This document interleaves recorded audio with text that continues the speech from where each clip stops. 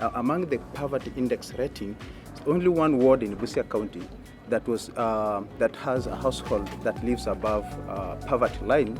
It's only one ward, and that is Angorom ward that has 30%. Angurai North ward has 48%, and the rest falls way below 50% of poverty line. So, and the worst of it, we have a ward that lives at 75% of poverty line. So that one again try to explain why do we have these disparities and inequalities. And we did abroad something like analysis in terms of looking at ward-based budgets, and in the ward-based budgets, there are certain things that were glaring, things that we saw. And these ward-based budgets, who can predict and guess how much each ward gets? 25 million. So if every ward gets 25 million, is that a fair distribution of resources? You realize some wards are better off than other wards. Some wards are even vast, bigger than other wards. Some wards are at the very periphery, very far away than other wards. For instance, in Teso North, you realize some wards like Malaba North, maybe, like Angurai South. You realize some wards in Samia, like Buiri, some wards in Budalangi, like Bunyala South, are more poverty rates so high, and yet they're all getting 25 million. So that's one key area that we found out tries to show inequalities. We also looked at inequalities in terms of distribution of resources across the departments. So Busia County budget is distributed in 13 departments, 13 key departments. Now, how is resources distributed in these 13 key departments? From the sharing had with the CRA, realized that they are thinking of health and agriculture to be more service heavily or service burdened departments. Then how much are they getting in terms of budgetary allocation? So you realize there are some departments that are getting more money in terms of budget allocations vis-a-vis at the expense of services. For instance, finance, economic planning, and ICT than agriculture. Then what does that translate? So it's important for us to understand what is this allocation going to do in that Department of Finance and ICT vis-a-vis agriculture and health. You realize like health department, in the preceding years, its budgetary allocation in the ward-based budget has been going down and down and down and down and down. So we did some small analysis of the 2018-2019 budget where health department got 26% of the total share of the budget.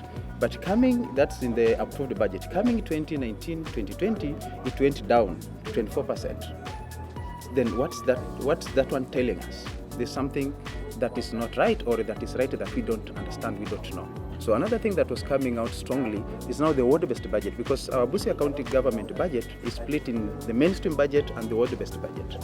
So you realize the ward-based budget, they had allocated only 40 million towards health out of 875 million. Only 40 million. The 35 wards had allocated on health services. You realize a project had been started and then in Mesimama it's not going anywhere. So, and these are in wards. So that explains the inequalities. So 11 wards spent 0 shillings. 11 wards, 0 shillings on health under ward-based budget out of 35 wards. Then what does that one tell us? Then it means those people who are trying to do budgets around maybe the ward-based budget, they're not taking health as a serious issue or as something that is a priority. Then Anguba ward had 0 allocation on health. Angorom ward had 0 allocation on health. Buhayo Central 0. Bunyala Central 0.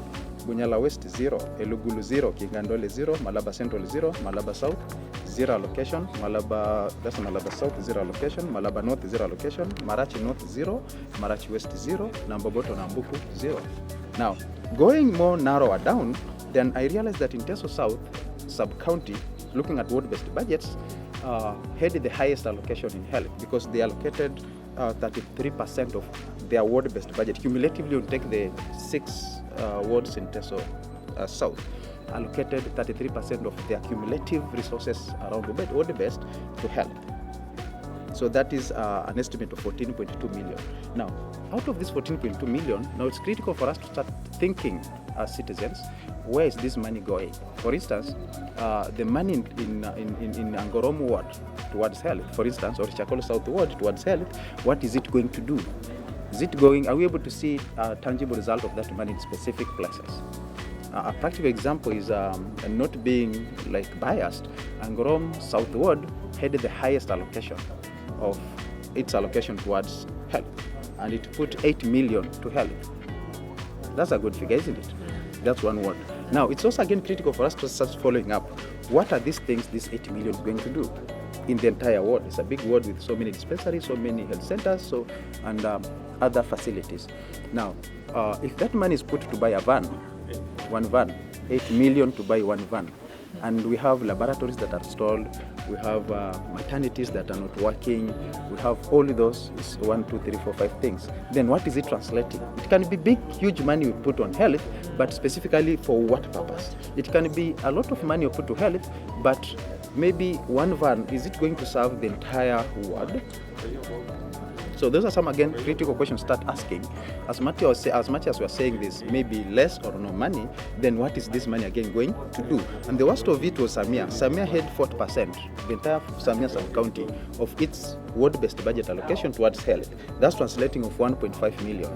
The entire 4 wards in Samia only put 1.5 million in health.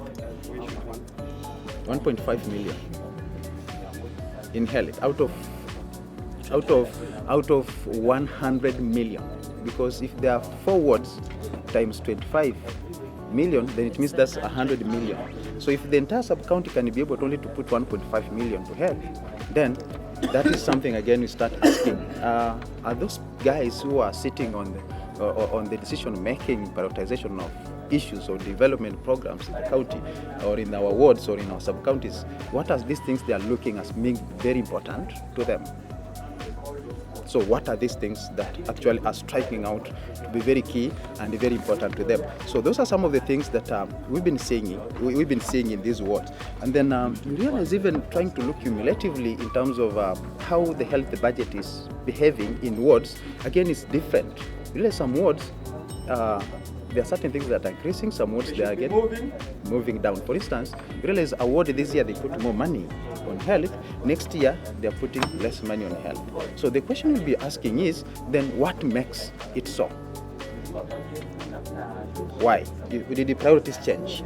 Have we tackled the issues that were a problem or issues in the previous financial year before they're asking us tukuje tuzungumuze mambo ya bajeti, tukuje tuseme miradi yetu? Are we going and then asking ourselves and asking these guys ya kwamba these are the things you guys had thought we put in these plans? Hello? And then tell us the status so far.